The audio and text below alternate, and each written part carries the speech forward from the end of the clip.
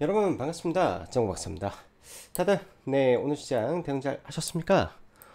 시장이 어제도 나쁘지 않은 모습에서 마감이 됐었는데, 사실 오늘도 뭐 지수가 코스피가 0.3% 밀렸고 코스닥이 0.25% 상승하면서 마감하면서, 사실은 하락폭도 크지 않고 상승폭도 크지 않은 약간 지수적으로만 본다면 소소한 분위기였던 것 같지만, 내부적으로 본다면 정말 굉장히 강력한 종목 장세가 최근 펼쳐지고 있는 대한민국 시장입니다.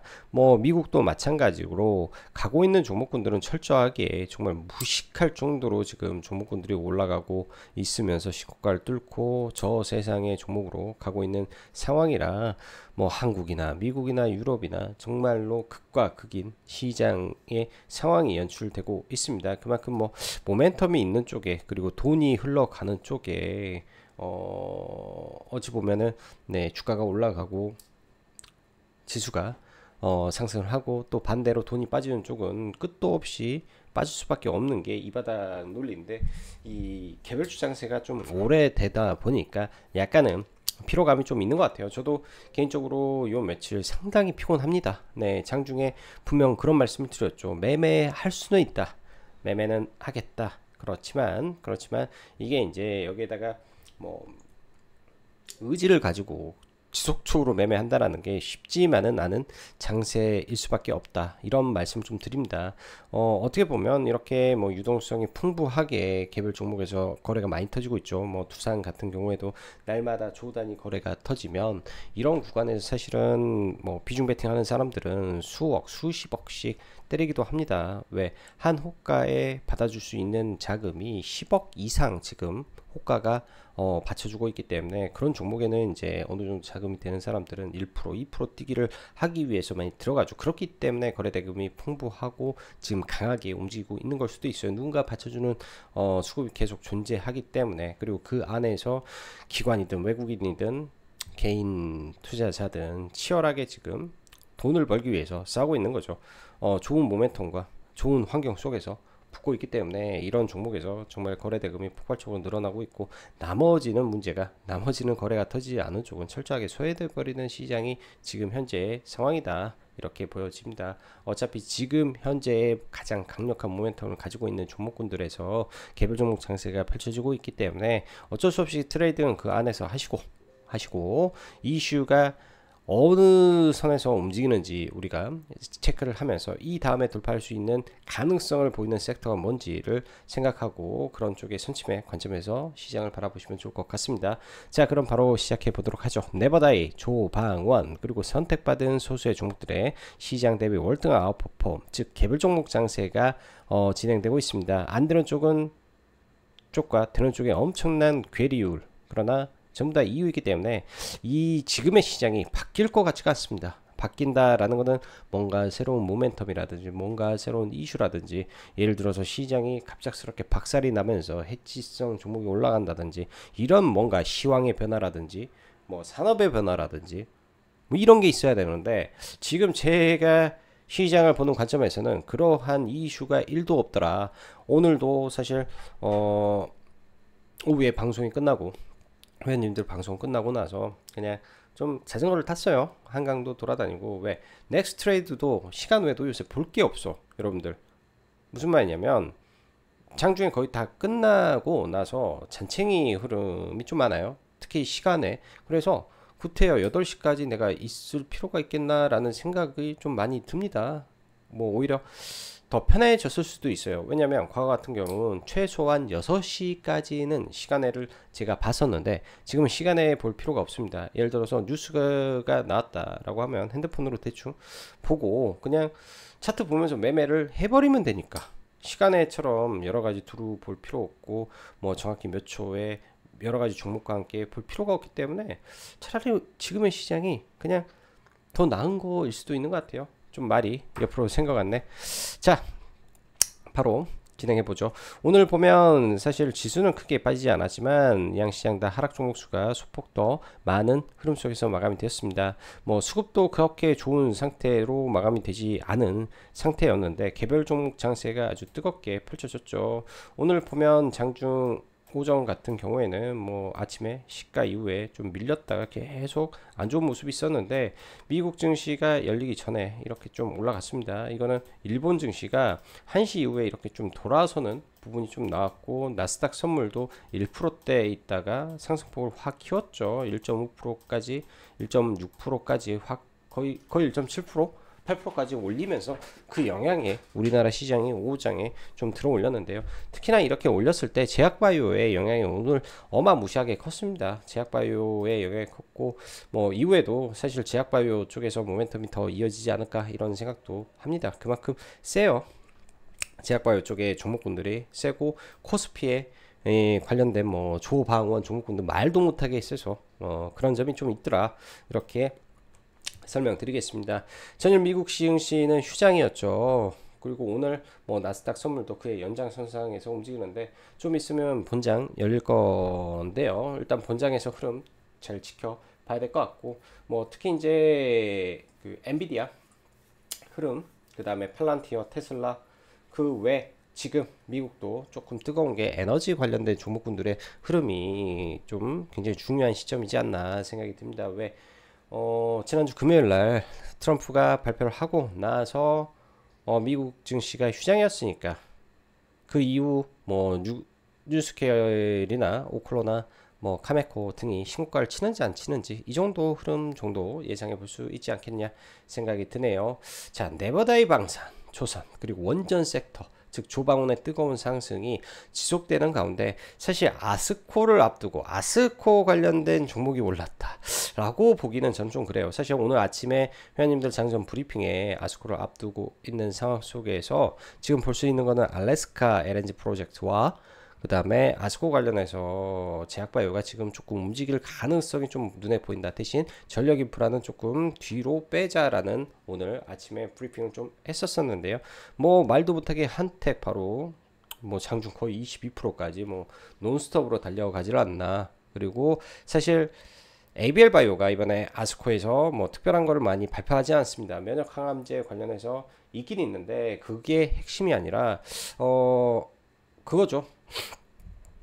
추가 기술 이전 수출이 터질 것 같다라는 가능성과 차트 위치가 좋은 상태에서 돌파가 나오니까 폭발적으로 날아가 버린 것이다 생각을 합니다. 최근에 이러한 차트들이 너무 좋고 차트가 좋고 모멘텀이 붙고 시장에 수급이 붙어버리면 아주 공격적으로 올라가는 시장입니다. 모두가 지금 그렇게 학습효과가 됐고 뭐 저도 그렇고 여러분들도 그럴 거예요. 소수의 종목이 가기 때문에 그 소수의 종목에 돈이 쏠리면 안 할 수가 없는 장세인 것 같습니다.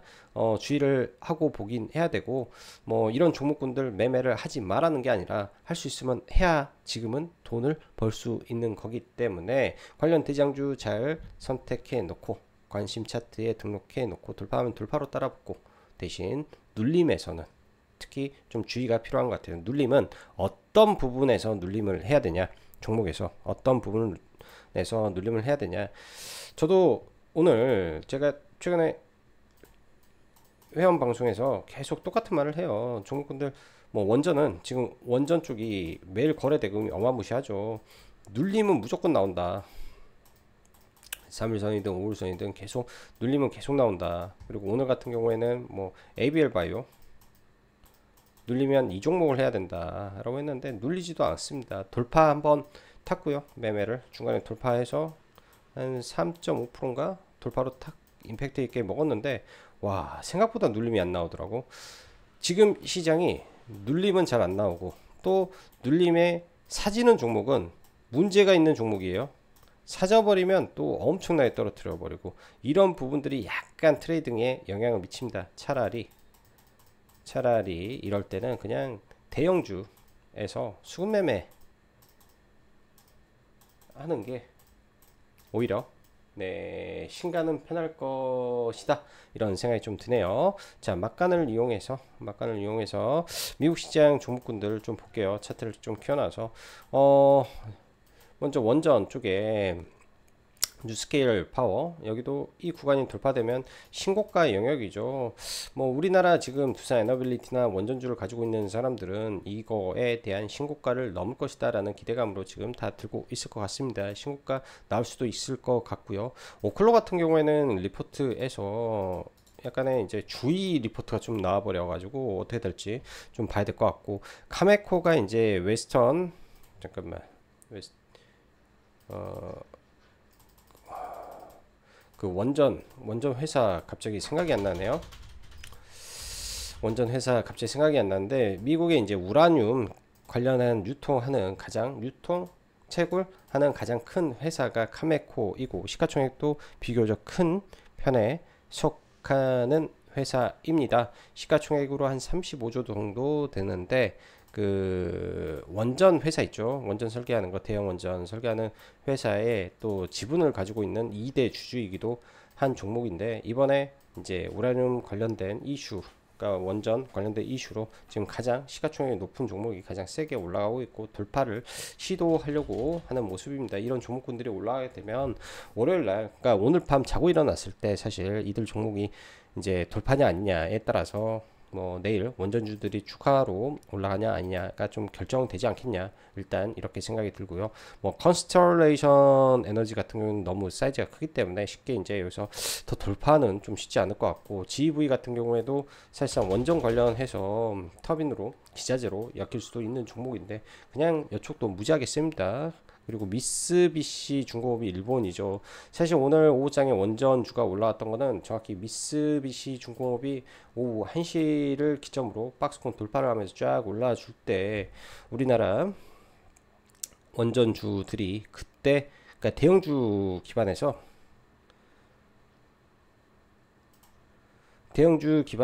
이제 딱 그때 움직인 거죠. 현대건설 관련해서도 여기서 그때 미쓰비시 중공업 올라갈 때 돌파치고 올라간 거고, 두산 에너빌리티도 그 시간대에 돌파가 나오면서 같이 움직였다라는 것을 봤을 때는 글로벌 ETF라든지 이런 게 동시다발적으로 움직였을 가능성이 있었겠다 생각이 듭니다. 그럼 원전주의 바로미터가 이제 당연히 뭐 우리나라 대형주가 될 수도 있겠지만은 가장 빠른 거는 장중에 어쩔 수 없을 것 같아요. 미쓰비시 중공업이 시가총액이 지금 100조 정도 되니까 그 친구가 빠지면 같이 빠지는구나. 그리고 그 친구의 가스터빈 컨콜에서 사실 두산 에너빌리티가 올랐기 때문에 그 친구의 상승이 멈췄을 때가 두산 에너빌리티의 단기 고점이 나오겠다, 이렇게 좀 판단을 하고 보는 게 합리적일 것 같습니다. 시장에 대해서 시간이 좀 늦었네요. 빨리빨리 넘어가도록 하고, 요 며칠 시장 보면서 분명 어제도 언급했지만 공격적으로 막 위로 쏘기가 참 부담스럽게 저는 느껴집니다. 그래도 매매는 해야 되겠다 싶어서 하긴 하는데 약간 좀 답답한 부분이 있어요. 싸게 살 수 있는 종목은 없다. 여러분들 싸게 어떻게 삽니까? 여기서 비싸게, 더 비싼 비용을 지불하고 지금은 사야 되는데 그게 참 부담인 거죠. 어찌 보면 개인 투자자 입장에서 뭐 발을 빼고 싶을 때 빨리 뺄 수 있는 유동성이 강한 종목군들, 그래서 차라리 고가권에서 놀아버리고 아니다 싶으면 빨리 빠져나오고 그런 매매를 하시고, 아니다 싶으면 좀 기다려보는 전략을 저는 추천드리도록 하겠습니다. 아니면 좀 덜 오른 종목 안에서 대신 주도주 1등 종목, 독보적인 이슈가 있는 그런 종목군들만 체크를 해놓고 공략 대상을 노려보셔라, 이렇게 말씀드리겠습니다. 지금 사실 제가 여기다가 뭐 적어놓은 종목군들이 있겠지만은 이거보다도 엄청나게 많은 종목군들이 지금 신고가를 내버려요. 50주 신고가를 내요. 사실 우리가 매매하지 않은 뭐 지주사도 있을 것이고, 금융, 생명, 보험, 증권, 은행, 이런 친구들이 전부 다 일제히 다 신고가입니다. 우리나라가. 그 한국전력도 신고가고요. 자, 옛말에 그런 말이 있어요. 후진국일수록 이런 종목군들이 잘 간다. 지금 우리나라의 그 산업이 첨단 산업으로 지금 증시가 움직이는 게 아니라는 게 좀 안타까운 거죠. 맞아요. 이 말은 원래 있는데 안타까운 거죠. 중국하고 다르게, 미국하고 다르게.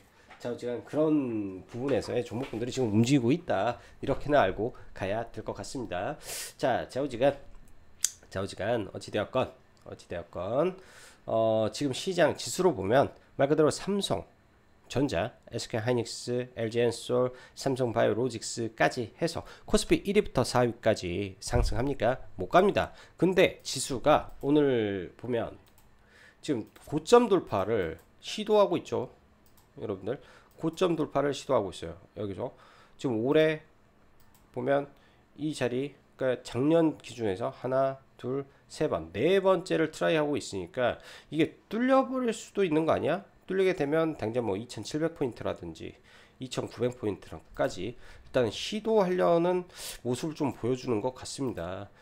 시장이 조정을 좀 보일 걸로 생각을 했는데 이렇게 보게 되면은 코스피 조정 안 주는 거 아니야? 조정 안 주는 거 아니야? 이런 느낌이 좀 든다라는 거죠. 이런 느낌이 만에 하나 여기에서 모르죠. 엔비디아 실적 발표가 잘 나오고 이런 부분들이 뭐 삼성전자, SK하이닉스에 영향을 주면서 코스피 시총 상위가 움직이게 된다면 돌파입니다. 그거는 돌파예요. 지수의 돌파가 나오는 거고, 코스닥 같은 경우는 지수적으로는 조금 부족한 상황인데 이 지수의 흐름을 또 바꿔줄 수 있는 거는 지금 현재 여러분들 딱 이 섹터로 볼게요. 섹터로 다른 거 없어요. 뭘 보면 되냐? 에코프로와 에코프로 BM이죠. 에코프로 지금 시가총액을 보면 돼요. 에코프로 지금 어떠냐? 지금 시총이 8조가 깨졌습니다. 얼마 전에 16만원이었죠? 16만원이면 지금 2배잖아요. 그때는 15조였어요. 여기가 15조였고 이때는 20조, 30조였습니다. 그게 지금 8조까지 떨어졌어요. 이 나머지 유동성 다 어디로 갔냐 이거지. 에코프로가 지금 5조 2천억입니다. 5조 깨지면 어떻게 될까요? 5조 2천억이에요. 5조 2천억. 그럼 이 녹아버릴 시총이 다 어디로 간 거냐 이걸 생각을 해야죠. 여기서 빠져나오는 돈들이 지금 다 다른 곳으로 꽂히고 코스닥의 시가총액 상위가 계속 바뀌고 있습니다. 시대적인 부분이라고 좀 볼 수 있는 거죠. 일단 뭐 보면서 좀 해보면 코스닥 시가총액 기준에서 뭐 예전에는 불변의 3위였던 게 지금 에코프로가 5위까지 밀렸는데, 예를 들어서 레브 로보틱스가 올라가게 되면 5위도 안 돼요. 6위. 그리고 여기서 좀만 더 빠지면 4조 대 떨어져 버리면 10조 밑으로, 그러니까 10위 밑으로 빠지는 거는 순식간에 벌어질 일일 수도 있겠다라고 생각을 해야 됩니다. 지금 우리나라 보면은 이제 지수, 코스닥 지수를 올리기 위해서는 딱 두 가지 섹터가 불을 뿜으면 가능성이 있는 것 같아요. 제약바이오와 화장품, 임용 섹터 워낙 좋으니까 한쪽은 실적으로, 한쪽은 모멘텀으로 지금 가는 거라고 보시면 될 것 같고요. 오늘 ABL 바이오가 의미있게 박스권 돌파 이후에 이 자리를 뚫어주면서 사실 신고가가 발생을 했는데요. 저도 사실 보긴 했는데 72,000원에 들어갔어요. 72,000원에 여기에서 딱 이 자리였던 것 같은데, 뭐 여기에서 이 정도 들어가서 대충 뭐 75,000원, 6,000원에 팔고 나왔는데, 와, 그 이후에도 지속적으로 좀 상승하는 흐름입니다. 일단 박스권을 돌파하고 단기 신고가 나왔기 때문에 살짝 밀리더라도 며칠은 이 안에서 파동을 줄 것 같아서 그 안에서 단기 매매 정도 진행을 해 봐야 될 것 같고요. 지금 이 제약바이오 안에서 이제 리가켄바이오, 그러니까 추후에 올라갈 수 있는 가능성을 볼 수 있는 종목이 무엇일까 계속 고민을 해본다면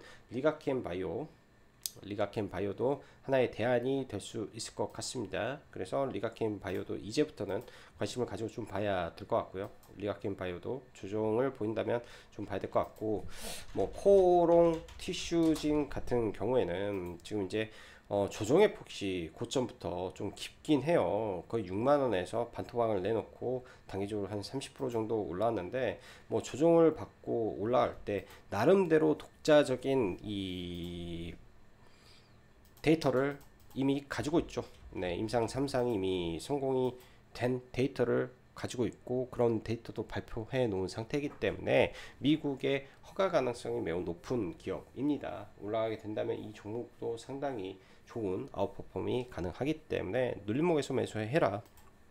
시장 규모가 커서 나중엔 결국은 이런 자리를 다 돌파할 것이다. 이쪽은 장기 투자밖에 답이 없는 것 같고요. 알테오젠이 이 6월 7일 경에 일단은 뭐 나와야 될 내용들이 좀 다수 있을 건데요. 이 하단 구간에서 지금 241선에서 일단 지지가 확인은 됐습니다. 확인이 되고 지금 돌리려고 하는 모습인데요. 일단 단기적으로 21선을 돌려놨기 때문에 내일장 봐서 매수를 이제 신규 매수를 한번 고려를 해봐도 되지 않겠냐. 만약에 코스닥 지수가 올라간다면 제약바이, 그러니까 2차 전지는 올라갈 수 없고 반도체도 좀 애매한다. 대신 지수를 올리기 위해서는 알테오젠이 필요한데 알테오젠의 이 특허 관련된 이슈에서 뭔가 이제 변화의 조짐은 6월 7일 정도에 나올 재료가 있더라 정도로만 보시면 좋을 것 같습니다. 뭐 전태현 부사장의 발언은 참 좋아요. 뭐 좋은 소리만 하고 있죠. 지금 그런 점에서는 문제가 없는데 최근에 이제 수급적인 문제, 그 다음에 단기적으로 워낙 많이 올라온 데 따른 부담이 있다라고 좀 보면 될 것 같습니다. 이 밖에도 뭐 제약바이오 종목은 참 많은데요. 뭐 당장 본다면 뭐 이뮨온시아가 이번에 아스코 참가하는 종목 중에 하나이기 때문에 이거 아스코 관련된 모멘텀으로 올라갈 수도 있겠죠. 딱 그 정도입니다. 최근에 여러분들 아시다시피 신규 상장주의 이 날이죠. 아침에 이제 이온셀 뭐 약상 매매 어제도 제가 언급을 했었고 오늘도 사실은 약상 매매를 했어야 되는데 제가 개인적으로 막 지금 요새 헷갈리는 게 이 K랑 통합하고 헷갈려요. 아침에 그냥 통합을 다 끄고 K로만 보려고 지금 노력하는데도 좀 어렵더라고요. 아침에 이제 프리장에서 미리 들어가서 이거는 먹었고 그 다음에 이거 돌파할 때 한번 매매해서 먹었습니다. 아침에 이제 여기 고가가 보면은 한 10% 정도 되죠. 10%에서 당연히 좀 밀렸는데 대금이 어제 상한가에서 대금이 많이 터졌기 때문에 충분히 팔아먹을 구간이 없었겠다. 그러면 한번 올려서 팔았어야 되지 않았을까 라고 생각을 하면서 이런 종목은 매매 트레이딩을 해야 되는 거라고 보시면 돼요. 이거는 정석적인 플레이로 보시면 될 것 같습니다. 오늘 원전 쪽에서 보면 정말 어마무시하게 지금 종목군들이 올라가고 있죠. 현대건설 말 그대로 이러한 뭐 1년, 2년, 3년, 4년, 4년 그리고 4년 반이죠. 4년 반의 이 내리막길을 뭐 다른 거 있습니까? 뭐 이렇게 해가지고 올라오는데 사실 이런 거는 차트 설정을 수급주로 해서 수급으로 좀 놓고 보면 최근에 이 외국인들하고 기관의 매수세가 엄청났어요. 평소와 다른 매수세가 굉장히 많이 들어와서 수급으로 종목들 다 끄집어 올렸고 지금 뭐 두산 에너빌리티도 마찬가지고 뭐 외국인들 적극적인 매수세가 지금 주가를 올리는 거고요. 뭐 조선방산 말할 것도 없이 지금 기관들이든 외국인이든 메이저 주체에서 지금 다 아도치어 가면서 주가들을 올리는 거기 때문에 이런 쪽에서 나중에 매물이 많이 나오는지 이런 점을 체크를 좀 많이 해야 될 것 같습니다. 로보티즈도 사실 이 구간에서 눌림목을 제가 회원님들한테 많이 언급을 드렸던 이유도 대량의 상승할 때 기관의 매도가 있었지만 외국인들의 대량의 매수가 수급적으로 굉장히 강하게 들어왔기 때문에 수급주 성격에서 지금은 종목을 봐야 되는 거죠. 수급주 성격에서.